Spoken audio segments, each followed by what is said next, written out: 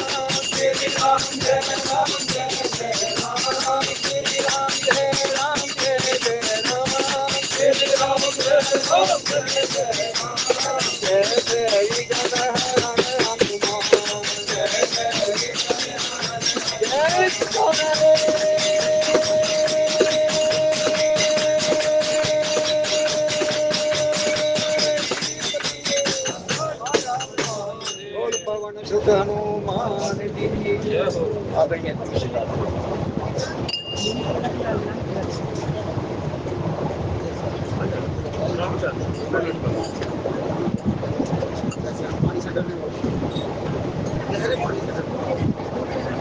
बोले राजा रामचंद्र महाराज की पवन सुत हनुमान जी की जय। गुरुर् ब्रह्मा विष्णु गुरुर्देवो महेश्वरा गुरुर साक्षात परब्रह्म तस्मै श्री गुरुवे नमः। अवगुण मोरे बाप जी बख्शो गरीब नवाज, जो मैं पूत कपूत हूँ तो पिता को लाज। सियावर राम जय जय राम मेरे प्रभु राम जय जय राम। लेकर तेरा आसरा चला करण यह काज, आज सभा में राखियो सतगुरु मेरी लाज। सियावर राम जय जय राम मेरे प्रभु राम जय जय राम। श्री गुरु चरण सरोज रज निज मन मुकर सुधार, वरण रघुवर विमल यश जोदायक फल चार। सियावर राम जय जय राम मेरे प्रभु राम जय जय राम। बुद्धिहीन तनु जानिके सिमरऊं पवन कुमार, बल बुद्धि विद्या देहु मोहे हरहु कलेश विकार। सियावर राम जय जय राम मेरे प्रभु राम जय जय राम। नहीं विद्या नहीं बाहुबल नहीं खर्चन को दान, मोह से पतित अपंग की दोनों भद्रा को राम। सियावर राम जय जय राम मेरे प्रभु राम जय जय राम। सत्संग सभा में पधारे हुए प्रभु प्रेमी संतों, श्री रामचरितमानस के द्वितीय सोपान अयोध्या कांड के अंतर्गत बड़ा ही पावन प्रसंग आज हमारे बीच में चल रहा है। यद्यपि ये प्रसंग अनेकों बार आप सब लोग सुन चुके हैं और कुछ ऐसे भी हैं जिनको ये पहली बार सुनने को मिल रहा है। बड़ा सुंदर और ज्ञानप्रद प्रसंग है। अर्जुन ने भगवान श्री कृष्ण से प्रश्न किया था कि प्रभु आप कर्म योग का जो ज्ञान दे रहे हो, ज्ञान योग भी मुझे बता रहे हो, विषाद योग, ज्ञान योग, कर्म योग, भक्ति योग, सांख्य योग, ये सारे मुझे बता रहे हो, तो ये कर्म योग आप पर लागू होता होगा, आप पर भी तो लागू होना चाहिए। आप भी तो कुछ कर्म करते होगे या आप निष्क्रिय रहते हो? तो भगवान श्री कृष्ण ने कहा कि मेरे अनेकों रूप हैं, मुख्यतः 3 रूप है। ब्रह्म रूप में मैं निष्क्रिय रहता हूँ, निर्गुण ब्रह्म, निष्क्रिय, कुछ नहीं करता, सिर्फ दृष्टा बन करके देखता हूँ। सारा कार्य माया करती है और माया जो जो जीव से करवाती है वो नोट करता जाता हूँ, क्योंकि जीव मेरा ही अंश है। ईश्वर अंश जीव अविनाशी चेतन अमल सहज सुख राशि सो माया बस भयो गोसाई बंदो गिर मरकट की नाई मोहि वांशो जीवलोके सर्वभूता सनातना। इन जीवों को जब माया रास्ता भुला देती है, भटका देती है और ये अपने घर का रास्ता भूल जाते हैं, तो फिर मुझे दूसरा रूप धारण करके, अवतार धारण करके आना पड़ता है और भूले भटके अपने इन जीवों को सही रास्ता बताना पड़ता है। 3 मार्ग इसके लिए सर्वश्रेष्ठ कर हैं, सत्य, प्रेम और करुणा। सत्य का मार्ग क्या है? वो मुझे करके दिखाना पड़ता है प्रैक्टिकली। जिस तरह छोटे बच्चे को माँ उंगली पकड़ करके चलना सिखाती है, उसके दोनों छोटे छोटे पैर अपने पैरों पर रख लेती है और हाथ अपने हाथों में पकड़ लेती है, फिर अपने पैरों से चलती है। चलती तो माँ है, लेकिन बच्चा खुश होता है कि मैं चल रहा हूँ, चल मार रही होती है। इस बहाने माँ उसको चलना सिखाती है। ठीक इसी प्रकार मैं सत्य के मार्ग पर चल करके सत्य का पाठ पढ़ाने के लिए आता हूँ।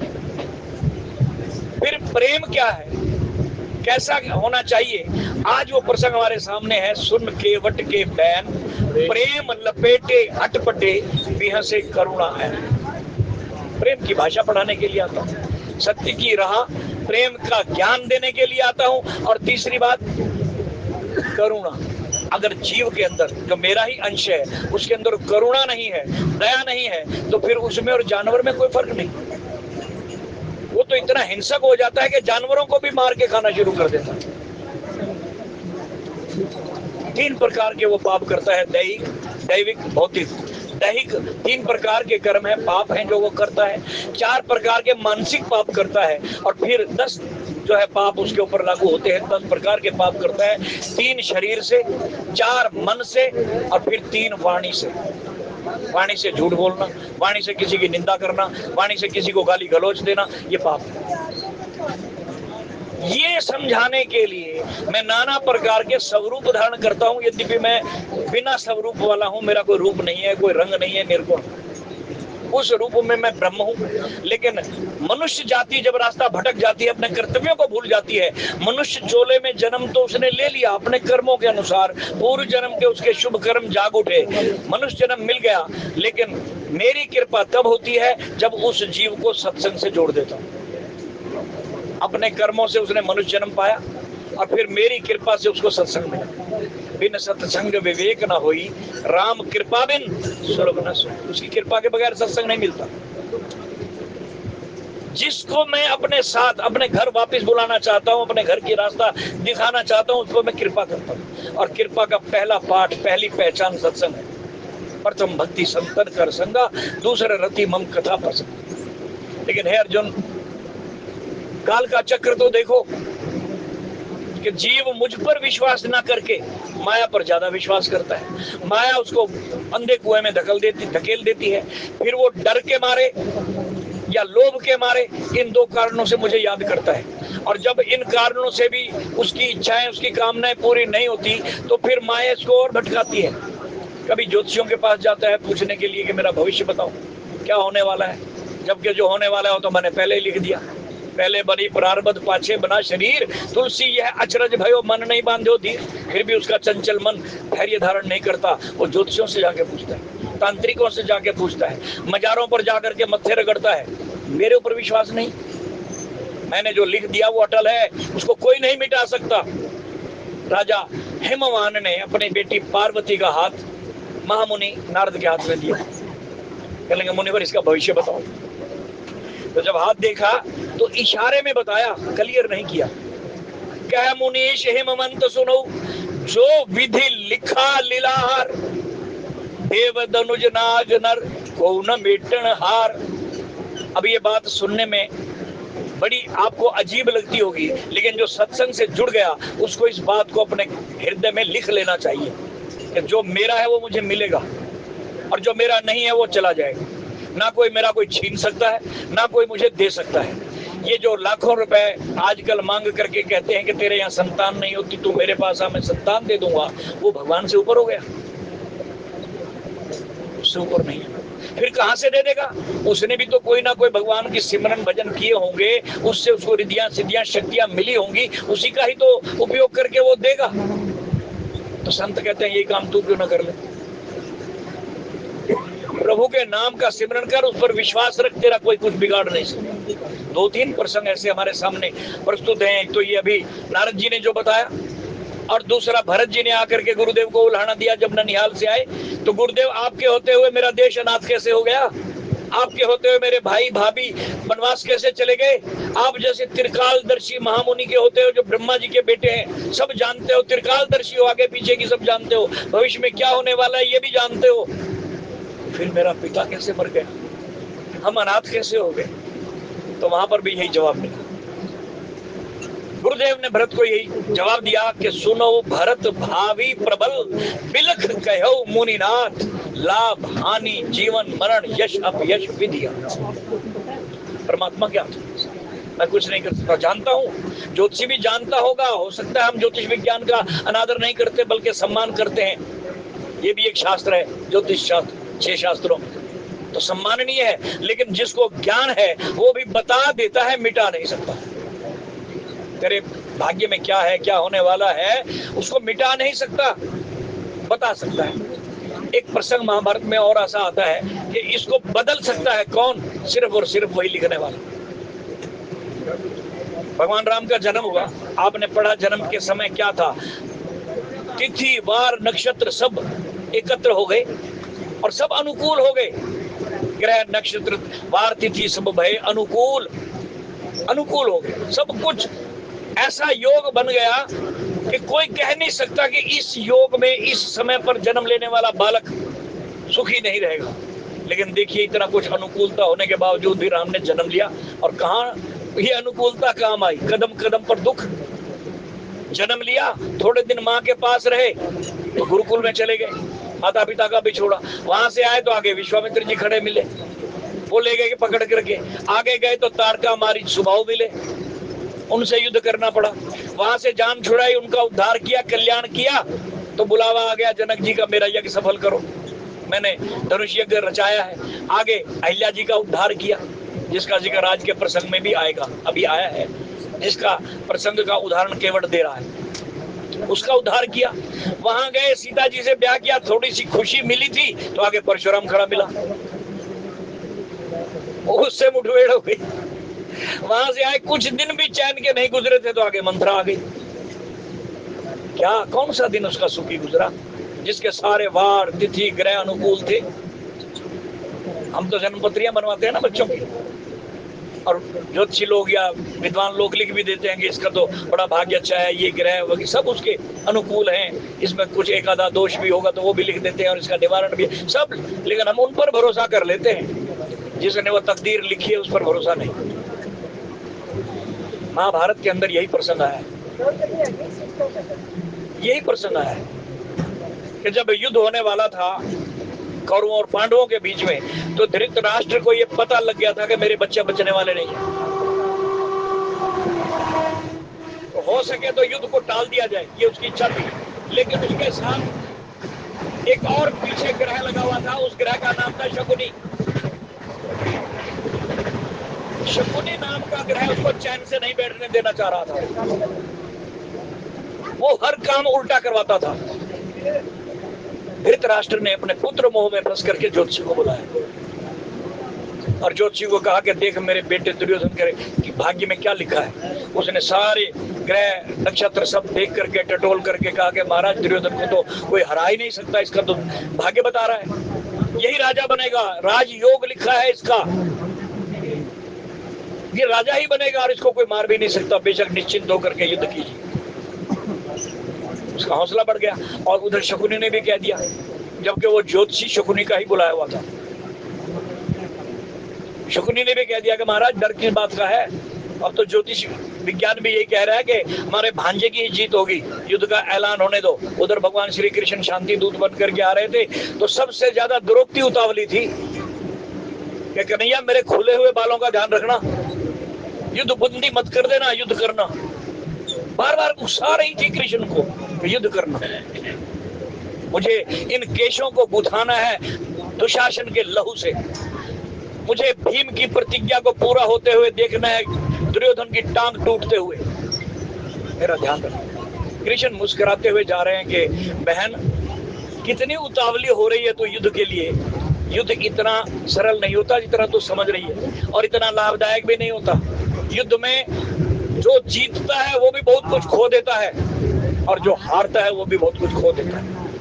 तो ये मत सोच के केवल कौरव ही मरेंगे, जीत तेरी ही होगी, तेरे भी मरेंगे। और आगे जाकर के यही हुआ। सबसे पहले उसका बेटा यानी अर्जुन का बेटा अभिमन्यु मरा, फिर 5 पुत्र उसके भी मर गए, और जब वो धाड़े मार करके रो रही थी तो कृष्ण सामने खड़ा मिला। देख लिया युद्ध का परिणाम, लड़ाई में कुछ नहीं रखा। आज जरा जरा सी बात पर भाई भाई लठ उठा लेते हैं, पड़ोसने लठ उठा लेती हैं, देवरानी जेठानी लड़ पड़ती हैं, जरा सी बात पर कुछ नहीं होता, बात का बतंगड़ बना देती है। और कई बार तो बात इतनी बढ़ जाती है कि वकीलों तक, अदालतों तक पहुंच जाती है, और घर बिक जाते हैं वकीलों की फीस देते देते। किस लिए? बुद्धि का इस्तेमाल नहीं करते। अहम जाग उठता है, जब तक हमारे मन में करुणा नहीं होगी तब तक ये कार्य होते रहे। ज्योतिषी ने बता दिया, युद्ध का ऐलान जबरदस्ती शकुनी ने करवा दिया, जबकि कृष्ण ने तो इतनी ऑफर दे दी थी कि दुर्योधन 5 गांव दे दे, युद्ध चल जाएगा।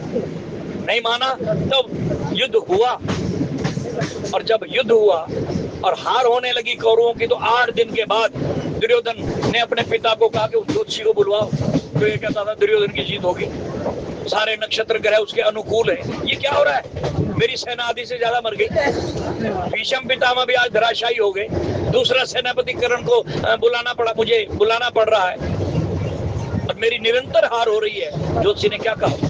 ज्योतिषी को बुलवाया गया। ज्योतिषी ने फिर पत्रा देखा, वही पत्रा खोला जिसमें कह रहा था कि दुर्योधन की जीत होगी, इसको कोई हरा नहीं सकता, इसका योग बता रहा है कि ये राजा बनेगा। आज क्या कह रहा है? कहने लगा उस दिन तो सारे ग्रह नक्षत्र योग बिल्कुल इसके अनुकूल थे, पता नहीं कोई ऐसी शख्सियत है, कोई ऐसी हस्ती है जिसने ग्रह ही बदल दिए, ग्रह बदल दिए। विदुर मुस्कुराने लगे, कहने लगे और कोई शख्सियत नहीं है भाई, कृष्ण है, उनके पास भगवान है, उनके पास कृष्ण, उनके पास सत्य है, उनके पास करुणा है, उनके पास प्रेम है, इसलिए ग्रह नक्षत्र बदल गए। अगर हमने अपने उल्टे ग्रहों को सुलटा करना है ना, तो केवल एक ही काम करो जो संतों ने हमें बताया है। प्रहलाद ने राक्षसों को बताया, हमारे सतगुरुओं ने हमें बताया कि कलयुग के जीवो, तुम्हारे कल्याण का केवल और केवल एक मार्ग है, कलयुग केवल नाम आधारा, सुमर सुमर नर उतर ही पारा, नाम की शरण लो, किसी ज्योतिषी ने तुम्हारे भाग्य को पलट नहीं देना, अपने भाग्य के निर्माता खुद बनो। अपो दीपो भव, महात्मा बुद्ध कह रहे हैं, सत्य प्रेम करुणा की ज्योत जगाओ, भगवान का आश्रय लो और भाग्य पर भरोसा रखो, जो होना है वो होके रहेगा। लेकिन जो तुम्हारे विपरीत ग्रह हैं वो भी सीधे हो जाएंगे राम की कृपा से, गुरु की कृपा से पलट जाएंगे, उसमें ताकत है। जिसने उस ज्योतिषी की वाणी को झूठा कर दिया, जो ये कह रहा था कि दुर्योधन का कोई कुछ बिगाड़ नहीं सकता, यही राजा बनेगा, और राजा बन गया युधिष्ठिर। तो भाई बड़ा सुंदर प्रसंग आज हमारे बीच में चल रहा है। भाग्य के भरोसे ना रह करके राम के भरोसे रहो, कर्म करना है। जैसे भगवान कृष्ण कह रहे हैं कि कर्म तो मुझे भी करना पड़ता है। बोले क्या? कहने कभी कभी भगवान को भी भक्तों से काम पड़े, जाना था गंगा पार प्रभु के वट के द्वार खड़े। मुझे भी काम करने पड़ते हैं, मैं निठल्ला नहीं हूँ, मुझे भी जाना पड़ता है भक्तों के द्वार पर चल करके कर्म करने के लिए, मुझे भी मांगना पड़ता है। मांगी नाम नखे बढ़ाना, कहीं तुम्हार मंगता बन जाता हूं मैं खाली दाता ही नहीं हूँ, मैं भक्तों के आगे भिखारी भी बन जाता हूँ, झोली फैला देता हूँ। और आज भगवान राम इसी लीला को आगे बढ़ाते हुए जब सुमंत्र को समझा रहे हैं कि सुमंत्र जी आप जाइए, महाराज दशरथ को हम तीनों का संदेश दे देना कि हम आपकी सत्य की रक्षा के लिए ही ये लीला करने जा रहे हैं, ये काम करने जा रहे हैं, बन जा रहे हैं। आपके प्रण की, आपके सत्य की जब तक रक्षा नहीं हो जाएगी, जब तक सत्य की ध्वजा ऊपर लहराने नहीं लगेगी, तब तक मैं वापिस रहूंगा। 14 साल के अंदर ये काम पूरा करके आऊंगा। सीता और लक्ष्मण राम का संदेश सुन करके सुमंत्र जी जाने को तैयार नहीं हुए, लेकिन बहुत तरीके से समझा करके राम ने जाने के लिए तैयार किया। अब घोड़ों को रथ में जोड़ने लगे तो घोड़े जुड़ने का नाम नहीं ले रहे। रथ में जोड़े जा रहे हैं लेकिन वो पीछे मुड़ मुड़ करके देख रहे हैं और आंसू बहा रहे हैं कि क्या सचमुच राम 14 साल के लिए चले जाएंगे? सचमुच 14 साल तक वो कृपा का हाथ हमारी पीठ पर नहीं फिरेगा? तो रोज फिरता था। राम जी घोड़शाला में जाकर के घोड़ों की सेवा करते थे, अपने हाथ से घास खिलाते थे उनके मुख में, उनके माथे पर, पीठ पर हाथ फेरते थे, उनके अंदर नई जान आ जाती थी। आज घोड़े आंसू बहा रहे हैं। और इस दशा को देख करके, जानवरों की इस हालत को देख करके गोस्वामी जी ने लिखा कि जब जानवरों की ये हालत है कि राम जी का बिछोड़ा सहन नहीं कर पा रहे, रो रहे हैं, तो ऐ मनुष्यों, तुम जानवरों से भी गए गुजरे होगे। तुम राम का नाम लिए बगैर जी कैसे रहे हो? तुम्हारे हलक से नीचे निवाला जा कैसे रहा है? संत ने तो यही कहा है, तुम्हें निवेदित भोजन करें, समर्पित तुम्हें पट भूषण धराई। उसका नाम लिए बगैर नए कीमती कपड़े पहन कैसे लेते हो जिसने तुम्हें दिया? उस दातार को बुला दिया, उसकी दात में इतने खो गए कि दाता को ही भूल गए। उसके दिए हुए इस बिल्डिंग, महल और कोठियों में रह कैसे रहे हो? उसके लिए जरा सी भी जगह भजन सिमरन के लिए नहीं छोड़ी।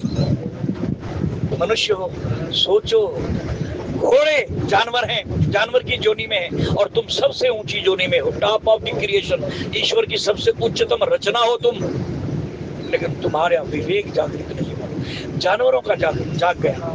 एक बहुत बड़े फकीर संत सूफी हुए हैं, बुल्ले शाह, उन्होंने एक जगह काफी में लिखा कि राती जागे करें इबादत, राती जागन कुत्ते, दर खसमादा मूल न छड़ दे, भावे 100 पोवण जुत्ते, भौंकड़ो बाज मूल न आंदे, कूड़ रूड़ी ते जा सुत्ते, उठ बुलिया तू भी यार बना ले, नहीं तो बाजी ले गए कुत्ते। कुत्ता जानवर है, तू इंसान है। तू हारी हुई बाजी जीत चुका है, 84 लाख योनियों के ये 64 खेल चुका है तू, और अब तू बाजी जीत गया। जीती हुई बाजी मनुष्य योनि है, और वो बेचारे जीती हुई बाजी हार चुके हैं अपने कुकर्मों के कारण। कभी वो भी तुम्हारी तरह इंसान थे, आज कुत्ते की जोनी में दर दर पे जाते हैं, पूंछ हिलाते हैं, किसी की मर्जी हो तो टुकड़ा डाल देते हैं, नहीं तो डंडे भी मारते हैं, लेकिन वफादारी फिर भी नहीं छोड़ते। चाहे उनको कोई डंडे मारे, चाहे जूते मारे, तब भी मालिक का टुकड़ा खा करके सारी रात पहरेदारी करते हैं उसके घर की। कड़ाके की ठंड पड़ रही हो और उसके घर के मालिक के बच्चे डंडे मारे, तो भी सामने जा करके रूड़ी माने कुरड़ी, घर के बाहर कुरडियां होती थी पहले, अब तो ये सफाई कर्मचारी आने लग गए, कुर्रियां होती थी, वहां गंद डाला जाता था, तो वो कुत्ते बेचारे घर के सामने कुर्री पर जाकर के लेट जाते थे ठंड में, कड़कती ठंड में, लेकिन आंख अपने मालिक के दरवाजे की तरफ रहती थी। जरा सी आहट होती थी, आंख खोल लेते थे। कोई गैर आदमी मेरे मालिक के घर में चोरी के इरादे थे तो नहीं जा रहा, आप पहरा देते थे। तो रोटी के टुकड़ों के बदले इतनी वफादारी निभाते थे।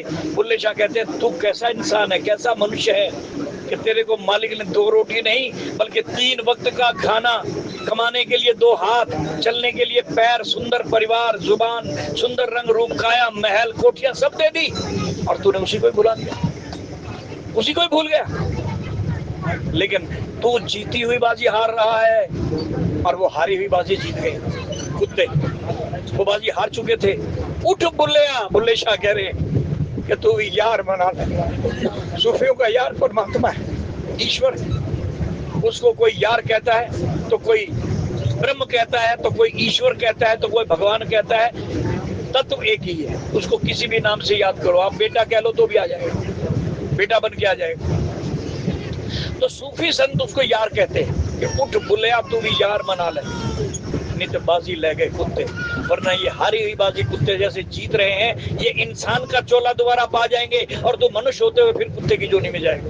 क्यों? तू लोभ नहीं छोड़ रहा, तू अहंकार नहीं छोड़ रहा, तू क्रोध नहीं छोड़ रहा।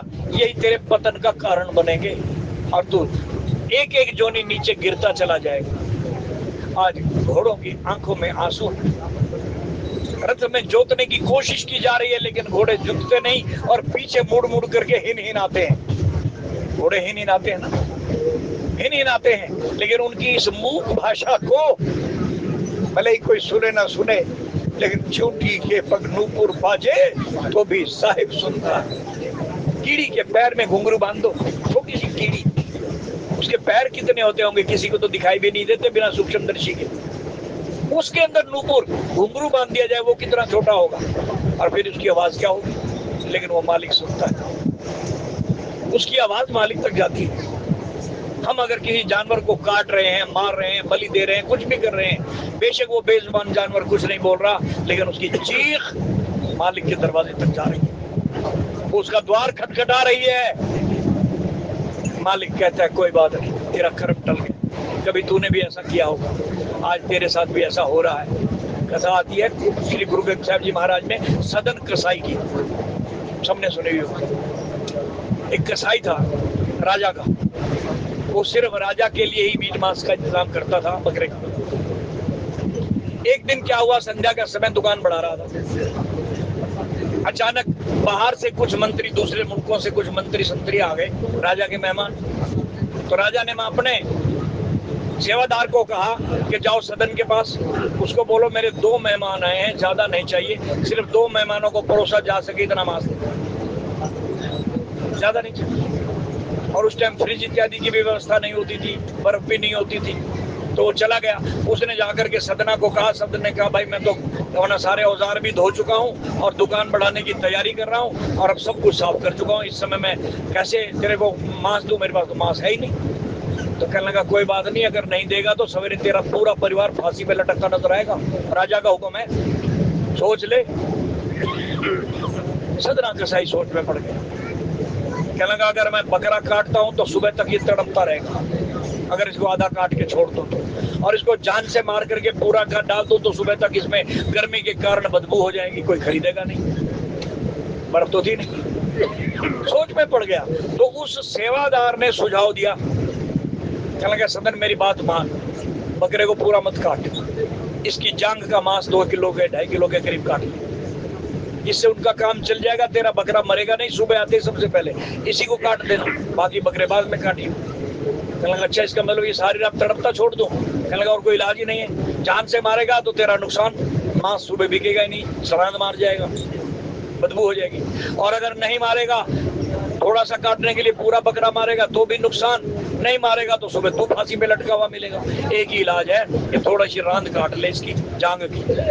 उसने उसकी बात मान ली, अपना वो जो रखा था औजार, तो छुरा वो उठाया, धार लगाई और उसका कान पकड़ करके दूसरी टांग को एक खुट्टे से बांधा, एक टांग पकड़ करके काटने के लिए हाथ उठाया था। तो आप पढ़ना गुरु ग्रंथ साहिब जी महाराज में ये कथा लिखी हुई है, सच्ची घटना है। बकरा बोल पड़ा, मनुष्य की भाषा में बोला, सदन क्या कर रहा है? वो इधर उधर देखता है, मुझे कौन पुकार रहा है? बकरा कहता है मैं कह रहा हूँ, मैं बोल रहा हूँ। कहते क्या कहना चाहता है? कहता यही कि आज तो नया पाठ पढ़ा रहा है मुझे, आज नया सिलसिला चालू कर रहा है। बोले क्या मतलब? कहने लगे आज तक तेरे और मेरे अनेकों जन्म हो गए, किसी जन्म में तू मुझे मार देता था, मैं बकरा होता था, किसी जन्म में अगले जन्म में तू बकरा बनता था और मैं कसाई बनता था, मैं तुझे मार देता था, लेकिन आज तक हमने कभी किसी को तड़पते हुए नहीं छोड़ा, एक ही बार से गर्दन काट देते थे, तड़पता हुआ नहीं छोड़ते थे। आज तो मेरी जांग काट करके, रांद काट करके सारी रात तड़पता हुआ छोड़ के जाएगा।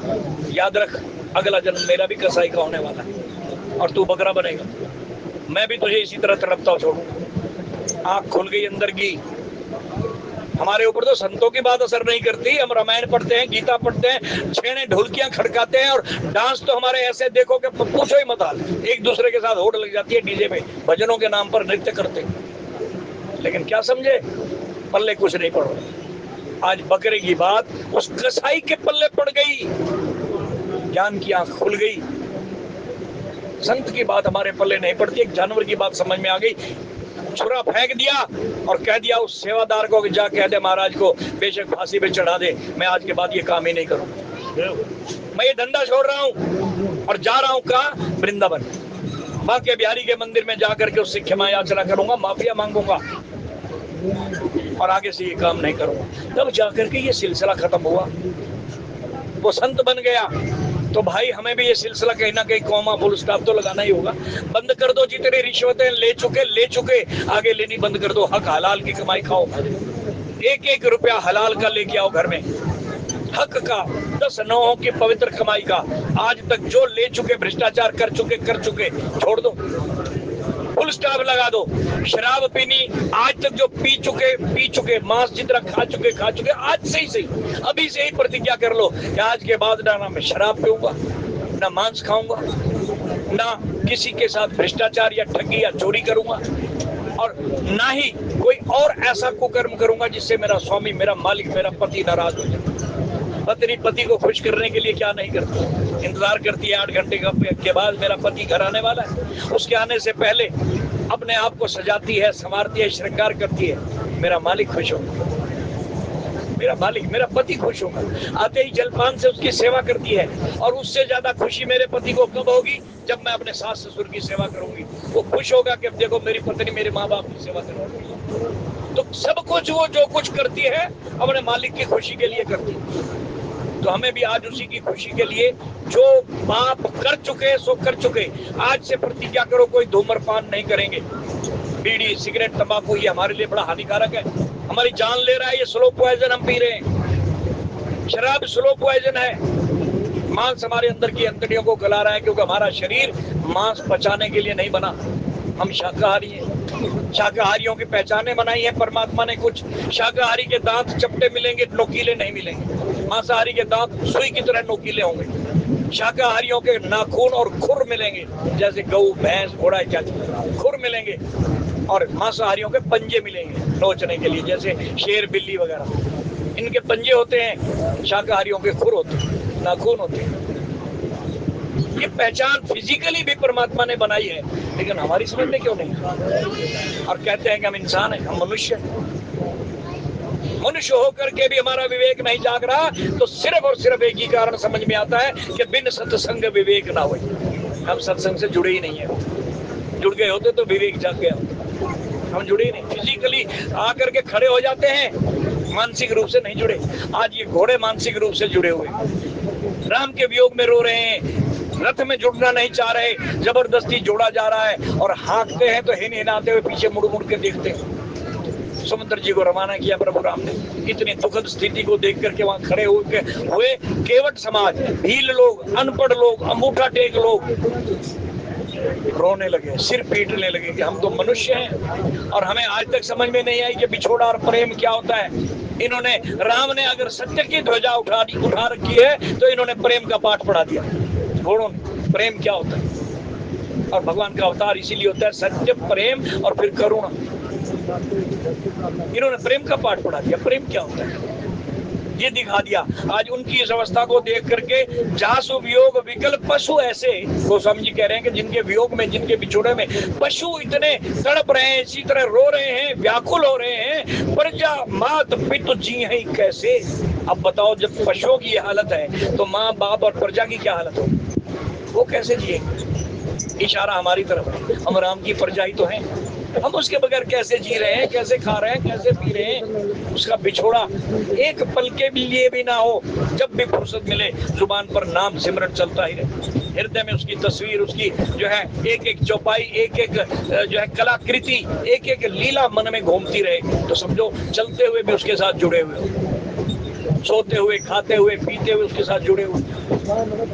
यही मनुष्य योनि का लाभ है। और फिर बरबस राम सुमंत्र पठाए, सुरसरी तीर आप तब आए। बड़ी जबरदस्ती सुमंत्र जी को रवाना किया और फिर खुद कहाँ आए, गंगा जी के किनारे। गंगा के किनारे की तरफ बढ़ते चले आ रहे हैं। और उधर गंगा के किनारे पर बैठे हुए बहुत से केवटों ने, नाविकों ने अपने अपनी नौकाएं रात भर जाग करके सजा ली कि राजा आ रहा है, राजा का पुत्र आ रहा है, बहुत बड़ा इनाम मिलेगा, बहुत बड़ी मजदूरी मिलेगी। राजा है, कोई मखौल थोड़ी है। जहां हमें 1 रुपया कोई देता होगा, ये 100 करोड़ पकड़ाएगा। इस आशा से अपनी अपनी दुकानदारी सजा ली उन्होंने, अपनी नौकाएं सजा ली। और एक जो ये केवट है जहां राम जी ने जाना है, जो जा रहे हैं, ये पूर्व जन्म का कछुआ आज केवट के रूप में बैठा हुआ है। और इसकी धर्मपत्नी पूछती है कि स्वामी आप भी सजा लो, क्या पता आपकी नाव में आ जाए। ये सब लोगों ने नौकाएं सजा ली, दुकानें अपनी सजा ली, और आपको जरा भी असर नहीं। कहने लगे देवी चिंता मत करो, ये आएगा ही मेरे पास और कहीं नहीं जाएगा। बोले आप किस भरोसे पर कह रहे हैं? तब उसने अपने पिछले जन्म की कथा सुनी। कहने कि कल जब मैं रात को भरोटा लेके आ रहा था ना लकड़ियों का, तब कुटिया के बाहर लक्ष्मण और हमारा राजा निषाद गुहू, निषादों का राजा गुहू, ये दोनों आपस में बात कर रहे थे। और मैं भी इनके पीठ के पीछे जाकर के झोपड़ी की ओट में अपना वो गट्ठड़ रखा और इनकी बातें सुनने लग गया था। जैसे जैसे मैं इनकी बात सुनता गया, लक्ष्मण जी कह रहे थे, समझा रहे थे। लक्ष्मण है कौन? पहले तो ये समझो, लक्ष्मण जीवों का आचार्य है, काल का प्रतीक है, काल का अवतार है, शेष नाग है। वो हमारे राजा को समझा रहा था कि पिछले जन्म में मैं कछुआ था, और इस तरीके से जो है भगवान राम उसी कछुए को हिसाब किताब चुकता करने के लिए मन नर रूप धारण करके आए हैं। और इस चीज का नहीं, अनेकों का हिसाब चुकता करना है। क्योंकि रोने लग गया था निषाद राज गुहू, सिया राम की कानन जोगू, कर्म प्रधान कहीं सब लोगू। सब लोग कहते हैं कर्म प्रधान है, राम ने कौन सा कर्म कर डाला भाई, जिसका भुगतान इसको करना पड़ गया। कि राजा बनते बनते भिखारी बन गया, राजा बनते बनते जंगल में आ गया, राज्य जंगल का मिल गया इसको, वनवासी बन गया। कौन सा खोटा कर्म हो गया इससे एक रात में? निषाद राज को ये चिंता हुई, तब लक्ष्मण जी ने जो ज्ञान दिया है वो लक्ष्मण गीता है। केवट कह रहा है मैंने वो गीता सुनी लक्ष्मण के मुख से, और मेरा ज्ञान भी जाग उठा, मुझे पिछले जन्म की याद आ गई। हे केवटाइन सुन, पिछले जन्म में मैं क्षीर सागर में कछुआ था, और क्षीर सागर के ऊपर शेष शैया के ऊपर विष्णु भगवान अर्ध लेटे हुए, आधी करवट बदले हुए लेटे हुए थे। लक्ष्मी जी चरण दबा रही थी और शेषनाग ओंकार मार करके हवा कर रहे थे। जानती है कौन थे? क्या कहेंगे, ये राम जो करवट बदल करके लेटा हुआ था, वही राम आज करवट बदल करके मेरी तरफ था। आज इसने करवट बदली है। उस दिन इसकी पीठ मेरी तरफ थी, मुंह परली तरफ था, करवट बदली हुई थी। आज इसका मुंह मेरी तरफ है और मैं पीठ फेर के बैठ गया हूं। केवट पीठ फेर के बैठा, प्रणाम तक नहीं किया, उठा तक नहीं अपनी जगह से, हिला भी नहीं। उस दिन इसकी पीठ थी, आज मेरी पीठ, बैठ गया हूं मैं। ये आएगा ये? बोले फिर क्या हुआ? कहने लगे मैं भगवान के चरण छूने के लिए आगे बढ़ा, जैसे मैं आगे बढ़ता ये शेषनाग फूंक मार करके पीछे हटा देता। ऐसे मैंने 7-8 बार किया। आखिरकार इसने क्रोध में आकर के मुंह से ज्वाला उगली, आग फेंकी और मैं जल गया, मर गया मैं। और जब मेरे मुख से चीख निकली तो तब उसने करवट बदली और कहने लगा लक्ष्मण ये क्या किया? ये तो मेरा भक्त था, मेरे पांव छूने के लिए आ रहा था, तूने मेरे पांव छूने नहीं दिए। लक्ष्मण ये बड़ा भारी कर्म कर दिया तूने। अब हमें ही तीनों को, हमारे ही तीनों के पांव इसके द्वार पर चल करके जाएंगे और इसका हिसाब चुकता। मैं भी कर्म करता हूं अर्जुन, मैं भी कर्म किए बगैर नहीं रहता। कर्मों का भुगतान मुझे भी करना पड़ता है। कर्म हो गया हमारे से, आज उसका भुगतान करने के लिए मुझे केवट के यहाँ भी जो है वनवासी बन करके जाना पड़ा। आगे और भी काम है मेरे, कईयों के द्वार पर जाऊंगा चलकर। सभी मुनिन के आश्रम जाए जाए सुख दिन, निश्चरहीन करो मही भुज उठाए पनकीन। आगे जाकर के प्रतिज्ञा की ये वो राम है। तो कैप्टन ही आएगा मेरे पास, इसने वचन दिया था कि ये चरण तेरे द्वार पर चल करके आएंगे। अब ये चरण जो चलते चलते आ रहे हैं ना, ये मेरे पास ही आएंगे। और भगवान राम पहुंच गए गंगा जी के किनारे। गंगा ने देखा भगवान राम तो भिखारी बने खड़े। कौन कहता है ये भगवान? भगवान तो एक पल में कई ब्रह्मांड पैदा करता है और कई मिटा देता है। जिसका एक पैर पाताल में हो और दूसरा पैर ब्रह्मलोक में हो, वो राजा बलि को पाताल लोक में भेजने की ताकत रखने वाला वो बौना, वो टिंगना सा भगवान 3 फुट का 52 अवतार में आया। 2 कदमों में पूरा ब्रह्मांड जिसने माप लिया, वो आज भिखारी बन गया। उससे ये गंगा पार नहीं की जाती। मैं तो एक छोटी सी नदी हूँ, नदी को पार करने के लिए निहोरा कर रहा है, प्रार्थना कर रहा है। हैरान हो गई माता गंगा। और जब जैसे जैसे ये चरण आगे बढ़े, गंगा जी ने देखा, अरे ये तो वही चरण है जिन चरणों की धोवन मुझे धो करके ब्रह्मा जी ने कमंडल में रख लिया था, मैं वही हूँ। वही जल मेरे अंदर बह रहा है, मैं वही गंगा हूँ जिसे भागीरथ ने भागीरथी नाम दे करके पृथ्वी पर ला करके मेरा ये चलन शुरू कराया। जन कल्याण के लिए मैं आया हूँ, वही चरण मेरे पास चल करके आ रहे। गंगा जी को आश्वस्त हुए। और इधर भगवान राम चल करके आए तो कहने लगे भाई हमें गंगा पार करना है, नाव को इधर ले आओ। कहने लगे क्यों ले आओ जी? मांगी नाव न केवट आना, क्यों ले आऊं? बोले गंगा पार कराना तुम्हारा कर्म है, अपना कर्म करो, हम मांग रहे ले आओ। बोले मैं तुम्हारा तो कहीं तुम्हारा मर्म में जाना। कहता मैं तुम्हारा भेद जानता हूँ। क्या भेद जानते हो?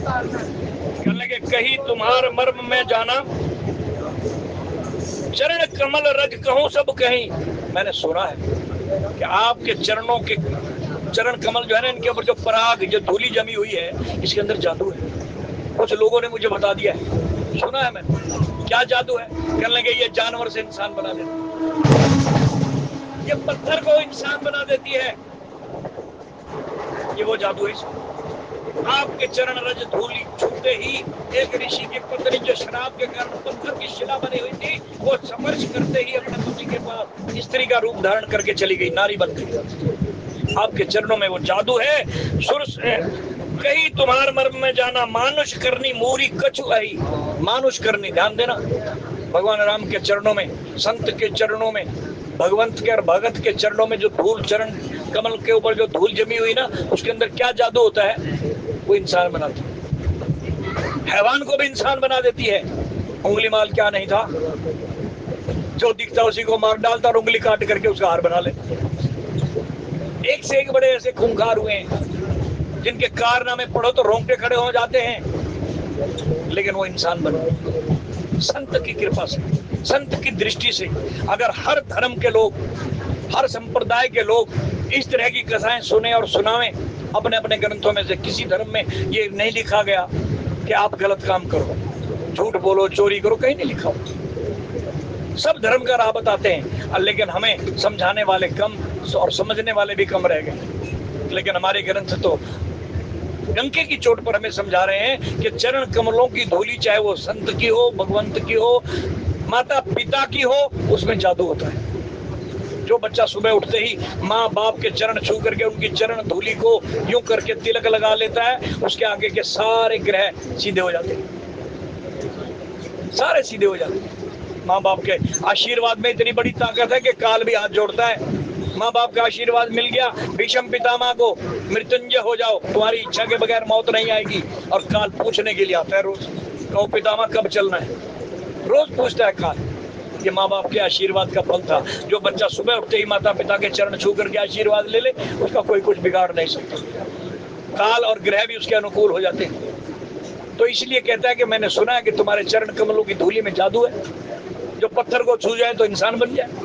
और हमारा हृदय, हमारा मन भी पत्थर बन गया है, पत्थर बन चुका है। क्यों? क्योंकि हम इंसान होते हुए भी राम का नाम नहीं लेते, भगवान को याद ही नहीं करते, तो ये पत्थर नहीं तो और क्या है। और राम को तो छोड़िए, माँ बाप को दुख देने लग गए हैं, उनकी भी नहीं सुनते। माँ बाप का जीना हराम कर रखा हमने, ये दिल पत्थर नहीं तो और क्या है। तो ये दिल पत्थर से इंसान बन जाए कब? जब माता पिता का आशीर्वाद ले लेंगे, गुरुओं का आशीर्वाद मिल जाए, चरण धूली रूपी संजीवनी बूटी मिल जाए। ये वो अनपढ़ मल्लाह केवट कह रहा है कि तुम्हारे चरणों में जादू है, इसलिए कृपा करके मुझे ये धूली उतार लेने दो, चरण धो लेने दो। अगर चरण धुलवा लोगे तो नौका में बिठा लूंगा, वरना मैं रिस्क नहीं ले सकता। क्योंकि अगर मेरी नौका भी स्त्री बन करके उड़ गई, मुनि के पास चली गई, तो मैं बेरोजगार हो जाऊंगा और तुम्हारा भी रास्ता रुक जाएगा, फिर कैसे गंगा पार करोगे। और अगर ना गई, स्त्री बन करके यहीं बैठ गई, तो भी मेरा घाटा, मेरा रोजगार तो जाएगा ही जाएगा। एक जीव की और पालन पोषण का भार आ जाएगा मेरे ऊपर। पहले एक पत्नी नहीं संभल रही, दूसरी कहां से संभालूंगा। इसलिए प्रभु ये सारे जोखिम मैं नहीं ले सकता, कृपा करो मुझे पैर धोने के लिए कहो। ये भी शर्त लगा दी, मैं नहीं धोऊंगा, गरज तुम्हें है, गंगा तुमको पार करनी है, मैंने नहीं करनी। अगर जाना चाहते हो तो तुम कहो कि मैं तुम्हारे चरण धोऊं। श्री राम जय राम, श्री राम जय जय राम। छुअत शिला भई नारी सुहाई, पाहन ते न काठ कठिनाई, धरनियो मुनि घरनी होई जाई, बाट पड़ी मोई नाव उड़ाई। मेरी नौका काठ की है और वो तो पत्थर की थी, जो नारी बन गई थी अहिल्या। पत्थर से काठ मुलायम होता है, जब पत्थर स्त्री बन गया, नारी बन गया, तो काठ क्यों नहीं बन जाएगा। इसलिए प्रभु यही प्रतिपालो सब परिवारों नहीं जानो कछु अवर कबारू। मैं तो इसी से परिवार का पालन पोषण करता हूँ, मेरी रोजी रोटी यही है, और कोई धंधा मुझे आता भी नहीं कि अगर ये चली भी गई तो कुछ और धंधा कर लूंगा, वो भी मेरे बस का नहीं है, अनपढ़ आदमी। और फिर जो प्रभु पार अवसिका चाहो, सुन लो मेरी बात ध्यान से, अगर आपको गंगा पार करनी है तो रास्ते दो हैं, दो ऑप्शन है आपके पास। बोले क्या? एक तो अगर आपकी जेब में पैसा भी नहीं है, मैं जानता हूँ, क्योंकि माता केके ने सब कुछ ले लिया, गहने मैंने सब उतरवा लिए, आपकी जेब खाली है, और बिना पैसों के ये नौका वाले जितने सजा के खड़े हुए ना, इनके मन में लोभ है, ये बिना पैसे के पार कराएंगे नहीं। बिना पैसे के पार कराने वाला केवल मैं ही हूँ, और मैं कसम खा करके कहता हूँ कि मैं आपसे कोई उतराई नहीं लूंगा, कोई उतराई नहीं लूंगा। पद कमल धोई चढ़ाई नाव नाथ उतराई लहूं, मैं फ्री ले जाऊंगा, ये पैसे लेंगे, पैसा आपके पास है नहीं। दूसरा ऑप्शन ये है कि यहाँ से 2-3 किलोमीटर दूर गंगा का जल थोड़ा नीचे है, वहाँ गंगा मोड़ काटती है, वहां से पानी नीचे, वहीं से पैदल पार कर लो। लक्ष्मण जी को क्रोध आ गया, और जब लक्ष्मण जी को क्रोध आया तो बरु तीर मारो लखन पे जब लग न पाए पखारी हूँ। बेशक लक्ष्मण जी क्रोधित होकर के आज मुझे उस दिन इन्होंने जलाया था पिछले जन्म में, आज तीर से मार देंगे तो मेरा कल्याण हो जाएगा। एक तो राम के भाई के हाथों मरूंगा, दूसरा गंगा के किनारे मरूंगा, तीसरा राम की नजरों के आगे मरूंगा, प्रभु की नजरों के। देखो भक्ति भाव भी जगा रहा है, और फिर अटपटी भाषा में बात भी कर रहा है, भगवान से बात कर रहा है। कहने लगे अगर आपको पार जाना है तो पहला ऑप्शन तो ये है कि पैदल पार कर जाओ, अगर नहीं जाना चाहते तो पैसा आपके पास है नहीं, मेरी ही नाव में जरूरी जाना है, तो फिर मुझे कहो कि मैं तुम्हारे चरण दूं, मुझे तुम कहो, गरज तुम्हें है, मुझे नहीं। बोले जो प्रभु पार अवसगा चाहू मोहि पद पदम पखारन कहो, मुझे पैर धोने के लिए कहो, और फिर पद कमल धोई चढ़ाई नाव ने नाथ उतराई चाहूं, पैसा दिला नहीं है ना, फ्री ले जाऊंगा, ये मेरा वादा है, वचन दे रहा हूँ। और मोहि राम राउर आन दशरथ सब साची कहूँ, आपके बाप की कसम खा के कहता हूँ, आपकी शरण में आकर के आपका न्योरा करके कहता हूँ कि सचमुच में ले जाऊंगा, पैसा नहीं लूंगा। और तीर मारो लखन पे जब लग न पाए पखारी हूँ, बेशक लक्ष्मण जी मेरी जान ले लें, मारे मुझे बाण से, लेकिन जब तक पैर नहीं धो लूंगा।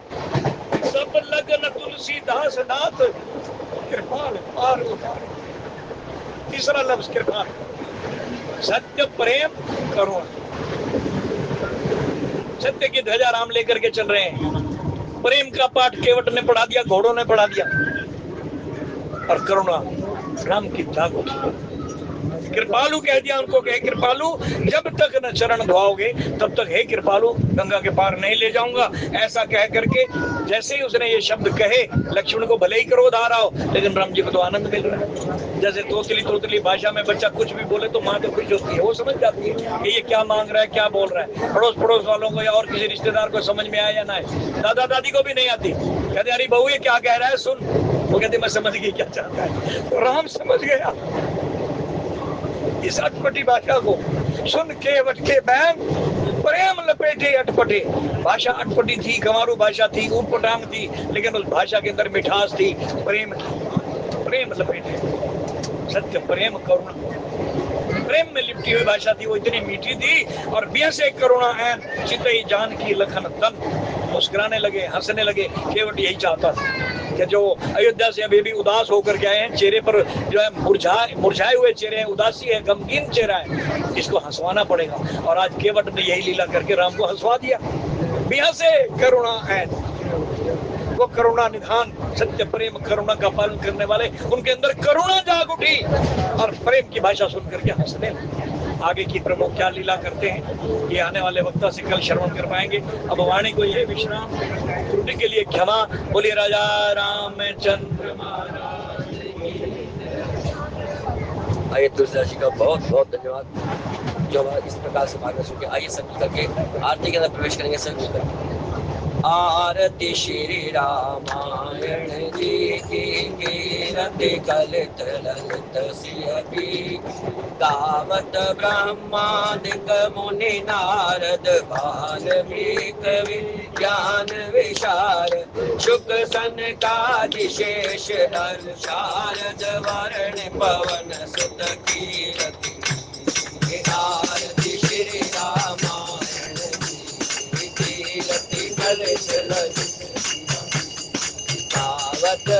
वेद पुराण अष्टदश जनो शास्त्र सब ग्रंथन को मुनि जन धन संतन को सर्वस सार अंश सम्मत सब आरती श्री रामायण जी कीरति कलित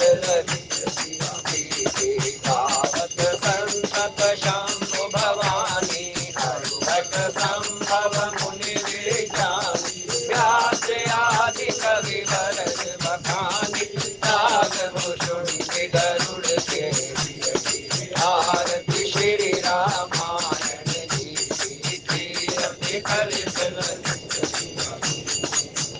मल हरण विषय नत पीति श्रृंगार मोक्ति जुवती नलन रोग भव मोहि नमीति तात मात सब विधि तुलसी आरती श्री रामायण जी कीरति कलित ललित